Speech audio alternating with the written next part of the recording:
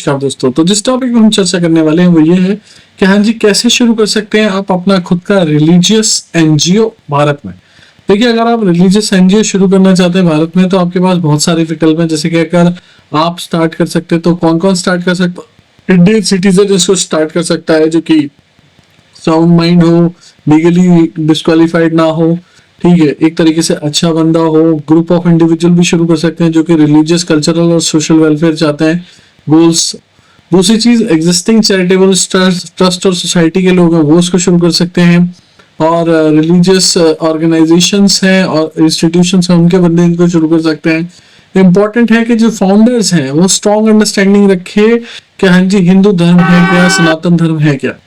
अब market study और बाकी सारी चीजों के बारे में बात करता हूं मैं। तो देखिए, मार्केट स्टडी और अपॉर्चुनिटी क्या है। देखिए, रिलीजियस और कल्चरल प्रिजर्वेशन सबसे बड़ी चीज है। लार्ज मार्केट है एक्टिविटीज की, टेम्पल मेंटेनेंस में, रिलीजियस एजुकेशन में, कल्चरल इवेंट्स में। अपॉर्चुनिटीज प्रिजर्विंग ट्रेडिशनल आर्ट्स बहुत जरूरी है।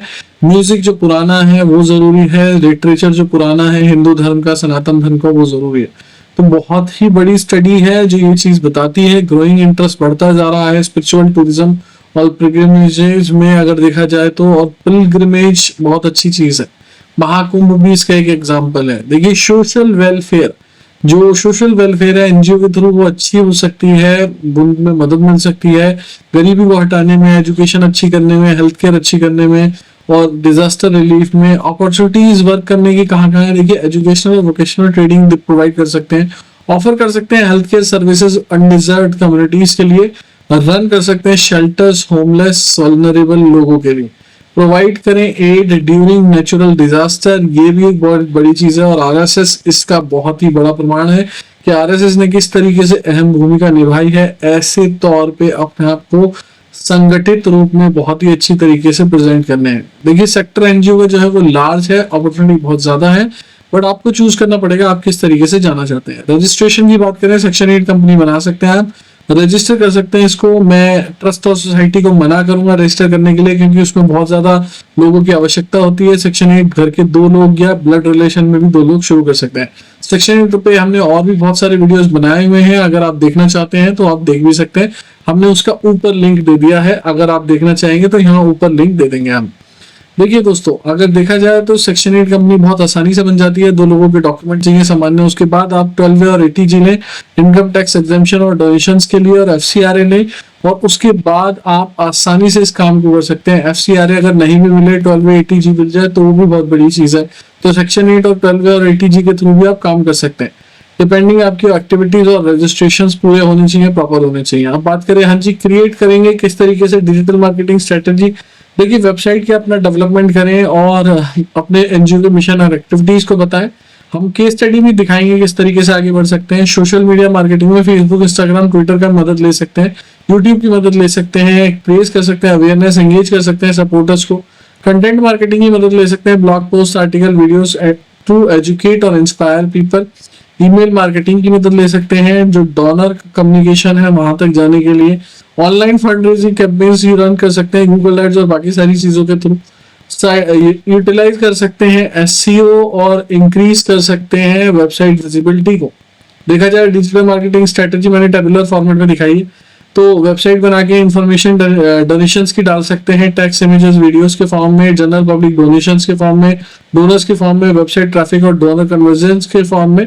सोशल मीडिया में एंगेजमेंट बढ़ाएं, अवेयरनेस बढ़ाएं, इमेजेस, वीडियोस, स्टोरी, सारी चीजें करें, यंगर डेमोग्राफिक्स तक पहुंचे, फॉलोअर ग्रोथ बढ़ाएं, एंगेजमेंट रेट बढ़ाएं, तो आपको बहुत ज्यादा मदद मिलेगी। डोनर कम्युनिकेशन, आप ईमेल मार्केटिंग कैंपेन चला सकते हैं किसी भी फॉर्म में, फ्री कई सारे हैं, मेलचिम्प वगैरह जिसके थ्रू आप न्यूज़लेटर भेज सकते हैं।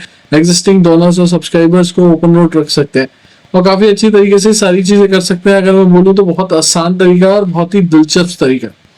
What kind of business model, business model क्या होना चाहिए। देखिए, बिजनेस मॉडल में इसलिए बोल रहा हूँ एनजीओ के लिए क्योंकि बिजनेस मॉडल में अगर फंडिंग नहीं आएगी तो फंडिंग नहीं होगी तो कुछ नहीं होगा। तो आपको अगर अपनी एनजीओ को सस्टेन करके चलना है, मतलब जमा के चलना है, तो उसके लिए कुछ ना कुछ बिजनेस मॉडल होना चाहिए, रेवेन्यू मॉडल होना चाहिए। तो डोनेशन आनी चाहिए या तो उससे पैसे आए, मेंबरशिप रखें, मेंबरशिप से पैसे आए, सर्विस बेस्ड मॉडल रख सकते हैं, प्रोवाइड करें education, health care services, camp वगैरह लगा दें तो वहां से पैसे लें।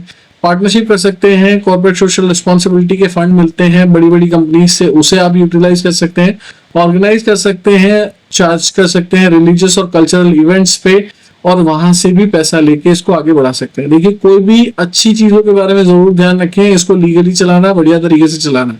देखिए, सेल कर सकते हैं प्रोडक्ट्स को, ऑर्गेनाइजेशन मिशन को, कुछ भी तरीके से, चाहे वो संस्कृत हो या बाकी सारी चीजें हो, या पुरानी गीता के उपदेश हो, उपनिषद हो, वेद हो, उन सारी चीजों पे भी आप काम कर सकते हैं। तो क्रिएट कर सकते हैं रेवेन्यू मॉडल और प्राइसिंग एक तरीके से।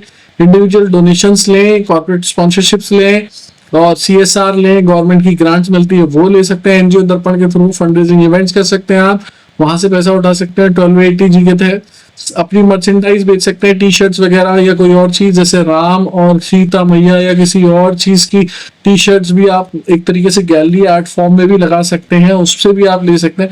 क्योंकि दोस्तों, फंड्स आएंगे तो ऑब्वियस ही बात है आप चैरिटेबल इनिशिएटिव्स या प्रोग्राम कर पाएंगे।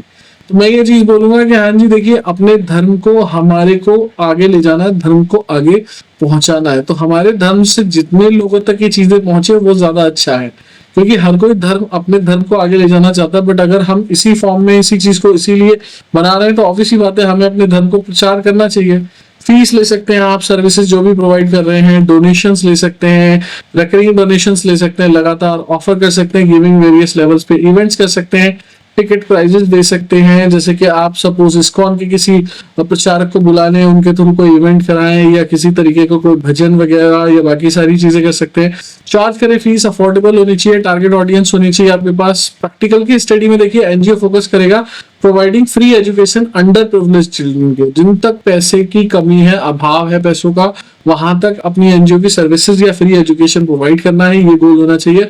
इंडिविजुअल डोनेशन ऑनलाइन प्लेटफॉर्म के थ्रू भी आप ले सकते हैं, अपनी खुद की वेबसाइट बना के ऐड लगा के, तो फेसबुक या Google ads. Corporate social responsibilities के थ्रू स्कूल सप्लाईज भी कर सकते हैं, जो कि स्कूल सप्लाईज देना चाहती हैं कई कंपनियां, उनके साथ जुड़ सकते हैं। बड़ी बड़ी कंपनियां आती हैं, आहार जैसे इवेंट्स हैं, वहां पे आप जाके अपने को प्रचार कर सकते हैं। एनुअल फंड रेजिंग कर सकते हैं, फंड रेजिंग के थ्रू अपने टिकट्स वगैरह सेल कर सकते हैं। डोनेशंस 500 रुपए से 5000 पर मंथ तक आ सकती है। इवेंट टिकट्स 1000 पर पर्सन तक जा सकते हैं। देखिए, हिंदू एनजीओ के फॉर्मेट में अगर मैं बात करूं, ऑनलाइन हिंदू एजुकेशन प्लेटफॉर्म्स बात क्रिएट कर सकते हैं, डिजिटल प्लेटफॉर्म के फॉर्मेट में, रिलीजियस एजुकेशन ग्लोबल गाइडेंस के फॉर्म में, temple utilising online donation system आप क्रिएट कर सकते हैं। इजी एक तरीके से ऑनलाइन प्लेटफॉर्म्स के थ्रू असेसिबल कर सकते हैं डोनेशंस को। एनजीओ फोकस कर सकती है ट्रेडिशनल आर्ट प्रिजर्वेशंस को, और पार्टनर कर सकती है आर्टिसंस के साथ प्रमोट करने के लिए कि हाँ जी, हमारी संस्कृत, हमारा धर्म, हमारा हिंदू धर्म कितनी सारी चीजों को लेकर बना हुआ है, कितनी सारी चीजें हैं इसमें, कितनी नई नई चीजें हैं, कितनी यूनिक चीजें हैं, कितनी इनोवेटिव चीजें हैं। ऑनलाइन ऑफलाइन चैनल दोनों पे ऑर्गेनाइजेशंस को प्रोवाइड कर सकती हैं। स्पिरिचुअल टूरिज्म एक्सपीरियंसेस भी दे सकते हैं आप, क्रिएट कर सकते हैं ऑथेंटिक इमर्सिव एक्सपीरियंसेस जितने भी हैं, चाहे वो हरिद्वार हो, चाहे वो आपका महाकुंभ से रिलेटेड कोई हो, या कोई ऐसी चीज। अब मैं आपको केस स्टडीज बताऊंगा। देखिए, एकल विद्यालय फाउंडेशन है जो कि डेवलप करता है ultra low cost education model, और वो रूरल ट्राइबल एरियाज में जाके हिंदू ट्रेडिशंस को वन टीचर स्कूल्स के फॉर्मेट में प्रोवाइड कराता है। स्ट्रेटेजिक इनोवेशन सेंटर्स के फॉर्मेट में भी है, स्टैंडर्डाइजेशन भी है। गुरुकुल एक तरीके से विद्याओं को आगे पहुंचाता है, सर्विस करता है 1 लाख स्कूल्स तक। अप्रोच बहुत अच्छी है, प्रायोरिटाइज करता है स्केल और एक्सेसिबिलिटी पे, कंप्रेहेंसिव फैसिलिटीज प्रोवाइड करता है।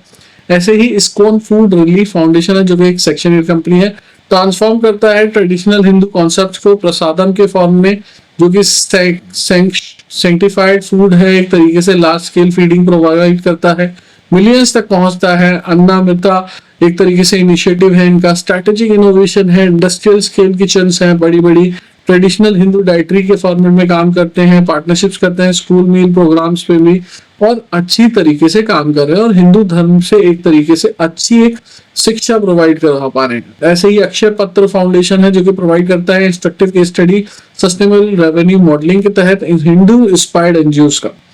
फाउंड किया था हिंदू प्रिंसिपल्स और सर्विस कंपैशन को फॉलो करवाने के लिए, या एक तरीके से उसको एक्सप्रेस कराने के लिए हाइब्रिड फंडिंग मॉडल है इसका। कंबाइन करता है गवर्नमेंट पार्टनरशिप्स के साथ, कॉर्पोरेट सोशल रिस्पॉन्सिबिलिटीज के साथ, कॉर्पोरेट स्पॉन्सरशिप्स के साथ, इंडिविजुअल डोनेशंस के साथ। तो काफी अच्छी तरीके से लोग काम कर रहे हैं, स्पिरिचुअल फाउंडेशन है। तो दोस्तों आप भी इसे कर सकते हैं, हिंदू धर्म को आगे ले जाने की कोशिश करें। हिंदू धर्म में बहुत सारी चीजें हैं जिनके थ्रू आप एक अच्छी चीज प्रोवाइड कर सकते हैं, एक अच्छी शिक्षा दे सकते हैं, एक अच्छा मार्गदर्शन दे सकते हैं। जितने भी सनातन धर्म भाइयों से ये वीडियो देख रहे हैं उनसे मेरा यही अनुरोध है कि अपने सनातन धर्म का प्रचार जरूर करें और अपने सनातन धर्म को आगे लेके जरूर जाए। थैंक यू दोस्तों, ये वीडियो कहीं से कहीं तक किसी भी तरीके का एडवर्टीजमेंट ना है, ना इसे माना जाए ना इसे समझा जाए। सिर्फ एक ट्यूटोरियल वीडियो है नॉलेज पर्पसेस के लिए।